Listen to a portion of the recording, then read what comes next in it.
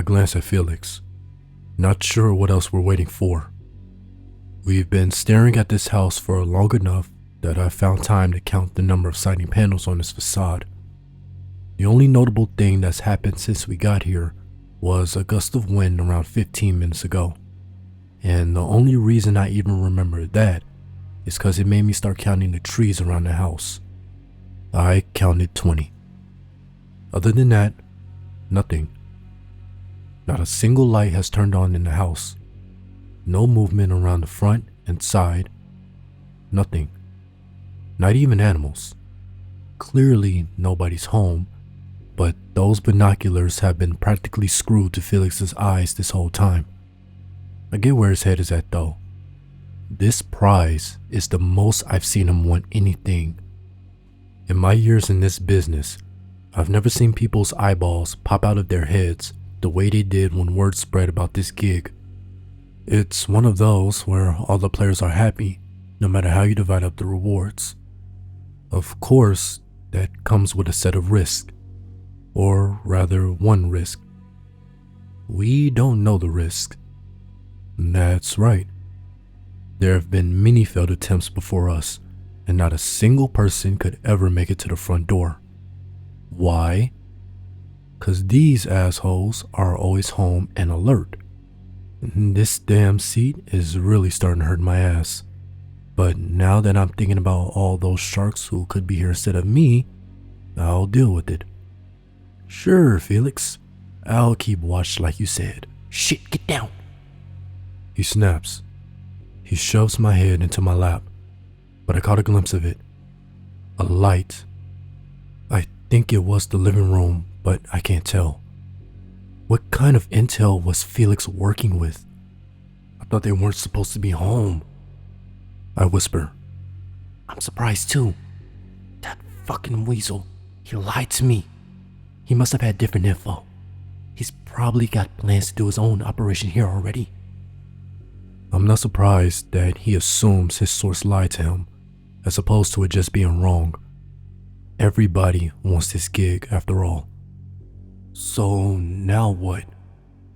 I ask, having let him calm down for a second. Felix sighs and opens the glove box at my knees. I see it before he grabs it. A handgun. We go anyways. Fuck this guy. You're bringing a gun? You don't think that could get out of hand? Relax. It's empty. It's just, insurance. Right. As we snake our way to the front door, I wonder if we're the first ones to bring a gun. Surely not, but why hasn't anyone else thought to do this? Just barge in. Felix knocks and rings the doorbell. It's taking a while for this guy to answer. I start looking around the lawn, and it hits me how dark it is. Okay, it's nighttime, so obviously, but don't you think it's weird that they have no security lights? I whisper. Maybe they do. They're just out of battery or something. Whatever, I'm not complaining. I guess. The street lights, moonlight, and ambient light from the living room window give me barely enough information to make stuff out here. The grass is long and thick enough for snakes to hide in, and these guys have weeds sneaking out of the cracks of the pathway. They must have gotten paranoid. Where is this guy? Felix grumbles as he hammers the doorbell. Finally, we hear rapid footsteps from the other side approaching the door. The lock clicks, and the living room light escapes through the emerging slit. The last line of defense is a gold door chain. Can I help you? Jeez, what a voice. The best word I can think to describe it is hydrated. It's as if he dressed up his throat in resin. Felix responds pretty fast. Hi, we're your neighbors, and we just wanted to check up on you. We noticed your lawn is, well, we're just a little concerned is all. Do you know what time it is? Yeah, sorry about that. We just couldn't sleep thinking about you. I'm sure you can also imagine that it's a little cold out here. Would it be okay if we come in? This is an odd lie. They don't have neighbors. They're not gonna believe us unless... Wait, don't tell me. Is Felix suspecting what I think he is? Well, I'm sure you can imagine that it's late. I'll come by tomorrow. Can you tell me which house you live in? Or maybe you can come back tomorrow. Felix snickers. I knew it. He winds back, and before this man can react, he kicks the door. The chain snaps. The door swings hard and into the man's nose. I hear him groan and stumble. We storm inside and find him on the ground, clutching his face in pain. Before I take any note of him, though, I look around at the absolute state of this living room. Holy shit. Tables and chairs all turned over, shelves open and some knocked to the floor, drawers all emptied and contents sprawled around. Felix was right. I fucking knew it. You're not the homeowner, are you? He cackles, his gun still at his hip. No need to leverage it yet. This man's face is pressed into the hardwood. He doesn't respond. Felix steps up to the man and squats to his level. So, did you find it? The man pauses and turns to Felix, and we can finally see his face. I've definitely never seen him before. I surely remember a face like that. It's a little bloody now, but in this dim light, that mug looks sculpted. What's he doing here as a small-time burglar? I'd expect to see him on a movie poster or something. The man grins at Felix, letting his blood seep into his teeth. Felix grins back. How much is there? More than you can imagine. I've been here for 36 hours, and I've barely scratched the surface. He giggles, and then morphs into a wheeze, then snaps back. I feel like his voice sounded different for a second there. Where? Upstairs. The master bedroom. That's where to keep it all. Something's up. I don't like how quickly he's telling us this. I'll have to probe a little. How do we know you're telling the truth? It's upstairs, he hisses. See for yourself. I freeze. What is wrong with his voice? Alright, well? Felix turns to me. I'll stay here with them. You go upstairs and check it out. He turns back to the man and pulls his gun. I hope you're not lying, or I'll be making use of this. I watch this man's face darken at the sight of the gun. He hasn't bothered to wipe off the blood that's now drenching his mouth. Whatever his intent, it unnerves me. I don't like this. I don't know why. Even with Felix guarding him, my head is screaming at me. Still though, I can't help but want to check this out. Slowly, against my body's wishes, I turned around and trudged to the staircase that I somehow intuited was there. The master bedroom is 2 flights up. When I get there, I grope around the wall for the light switch. The sight I am met with is unlike anything I could have guessed. For one, there's no bed. There was at one point from the dark spot on the floor, but it's completely gone. The window just above where it would be has these kite patterns on it. The dresser mirror is shattered. I can see tiny drops of dried blood splattered around it. The floor itself has thousands of black boot prints all over it. It looks like at a certain point, this man stopped caring about leaving his tracks. One thing's catching my eye though, the walk-in closet straight up ahead. The door is cracked open and it's pitch black inside. Something tells me what I want is in there. I walk up to it. my shoes making hollow knocks on the floor. Why am I so alert? There's nothing here that can threaten me, although I don't exactly have any weapons other than my hands. I nudge it open, and the light from the bedroom trickles in. I try flipping the switch in here, but it doesn't work. As my eyes adjust, I notice that the bulb on the ceiling has been taken out. What the hell? Am I in the wrong spot? What the hell is all this? I'm looking at a photo album placed on top of a white cubby right in the middle of the closet. It's open to the first page. I don't think to look anywhere else. For some reason, this strikes me. The first picture is a professional family portrait. Mom, Dad, small boy. I'm guessing these are the homeowners. There's a date at the bottom. This was taken a month ago. I flip to the next page. Now I'm looking at a collage. 3 pictures all at a park. The first is from far away, zoomed in on a family having a picnic. They don't look like they noticed the camera. The second is from closer up now, of the same family. It's the homeowners again. This one seems like a candid. They look pleasantly surprised to see the camera. The last picture is them smiling for it. The date tells me these were taken around 3 weeks ago. I flip to the next page. Are these all taken by the same photographer? This next page is a picture of the family at the mall, just walking. The mom is holding the boy's hand. Whoever took this was moving too. The photo is all shaky. Their backs are turned to the camera. The absence of a collage this time is off-putting.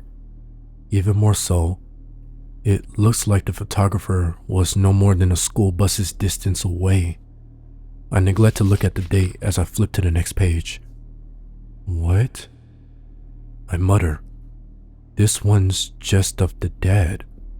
He's at work, sitting at a wide desk, seemingly on the phone. The photo was taken from outside the building. I could see the glare on the window obscuring him a little. All at once, it hits me how cold it is in here. I can feel the air seizing my spine. Something is very wrong in this house. I'm starting to think we should bail, but I can't help it. I just want to see what the next picture could possibly be.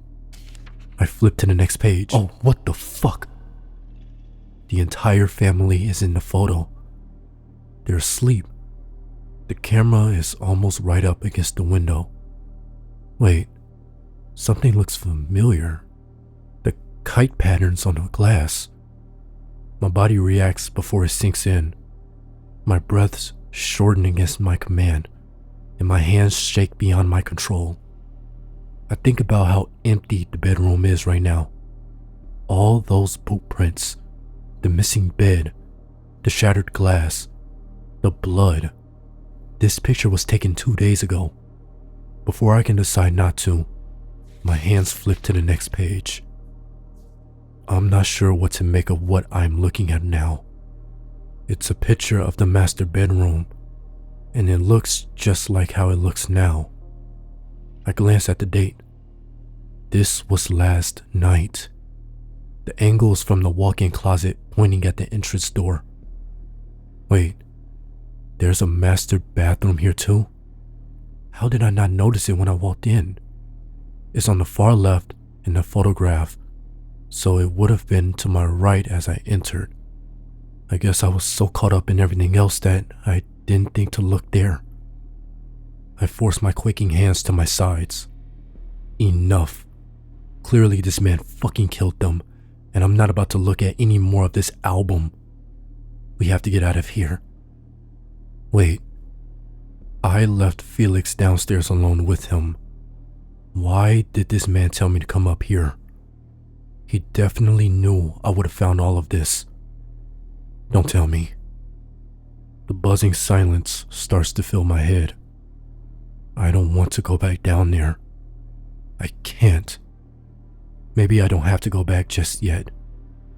Something else in this closet is begging to be searched. On another white cubby, right next to the other, there's a second book. This one is leather bound, and it looks much older than me. The pages are all tea-stained, many wrinkly, some torn. It's already open to a page somewhere in the middle. The most prominent thing is an illustration taking up the entire left page. It's some kind of creature. I've never seen anything like it. What's immediately discernible about it is its massive, gaping mouth the size of a desk with walrus-like tusks. What in the unholy hell? It has beady, sharp eyes and pig-like skin, but it's kind of human. It's shaped like a human, at least. It's lying naked on its back, surrounded by 3 regular people shoving something into its mouth. I can't tell exactly what, since it's blotted out by a watery stain. Below the illustration is a title: Mura, the Assimilator, offspring of Labashura. I've never heard any of those names. I'm confused, but creeped out regardless. There's no reason for me to be here anymore. I need to meet back up with Felix already. He's capable of beating someone up. This man in the house is a lunatic, but in a straight fight, I'm starting to feel a little better. I take another glance at the book before turning around. On the right page, there's a numbered list of sorts. Instructions. I don't give myself time to read them, but as I face the master bedroom, a thought emerges that I don't like. The bed must have been huge and heavy. All these boot prints on the floor. There are so goddamn many that I wouldn't know what the floor originally looked like if not for some corners here and there. Now instructions in the book. Am I so sure that we're alone in this house? We have to leave. I swing my legs into action and start stomping out of the bedroom. I make it to the shattered glass. There's so much here for you. It stops me in my tracks like a pool of tar. Where did that come from? I don't dare breathe. My eyes dart around until finally landing on the source. The bathroom. What the fuck is that? I see pale fingers gripping the door from inside. Are you leaving already? I count 2 hands on the door, but I can only tell because of the way the fingers are spaced out. One set of 2 fingers, a pinky and a middle or index finger, and one set of 3. I don't want to think about why they're holding the door like that. What unsettles me more is that this is a child's voice. I nearly choke. I have to get past him, and I'll be out. I sneak my right foot forward. It lands on a glass shard, making a cracking sound. Where are you going? I flinch. He sounds upset. I have to think. If I just run down, he might chase me. And after everything I've seen, I don't want to find out how that might end. I'm looking for the treasure. I gulp. Can you tell me where it is? I hear him shuffling, although his hands still remain. Do you promise you won't leave? Yes, I promise. I can't suppress how much my voice is quivering. Okay. It's in the basement. My house is pretty big. I'll help you get there. He'll be happy I brought a new guest. Oh, no. Shit. Okay. Thanks. I continue to the staircase. He's not following me just yet. At least, not until I start down the stairs. I slam my eyes shut. I dare not turn around. Those are not the footsteps of a child. What the fuck is behind me? We'll have to go all the way down. The voice comes from above me, possibly all the way from the ceiling. I can't think. I don't understand what's going on. I'm moving, but my limbs have minds of their own. I hope Felix is still downstairs. I hope he's beaten this fucking bastard to a pulp. And I hope he's waiting for me. As soon as I see him, I'm shouting to run. We're never looking back. I make it back to the living room. I can't hold it in anymore. I sniffle, and I start to cry. He's gone. Disappeared. Both of them. I can't see any signs of where they went. Fuck. What do I do? Okay, maybe I can make it if I run. The front door is to my left. It's still open. Hey, I'm glad you made it. There's so much down here. I freeze again. It's the man from earlier. The voice is coming from my right, and that's when I see it. There's a small corridor at the end of which is a doorway leading to a downward staircase. I can't see beyond that. There's no light down there. Suddenly, there's a shimmer, a tiny flash, an object thrown at me from the doorway down the corridor. It lands at my feet. It's a nugget of gold as large as my fist. Solid gold from what I can tell through my tears. There's more where that came from. Please, don't leave. I put so much effort into our hospitality. I intoxicated you with challenge. Come join me and reap the bottomless rewards. I feel a nudge behind me. Shit, I was distracted. The child is blocking my way to the front door now. I feel numb. Even if I manage to get out, Felix has, or had, the keys to the van. I could hotwire it, but they might catch up to me before I accomplish that. I'd have to escape on foot, and we're almost in the middle of nowhere. I don't know what to do. I don't think I can handle this. This isn't fucking worth it. I feel myself shutting down. I'm sorry about your friend. I needed him out of the way.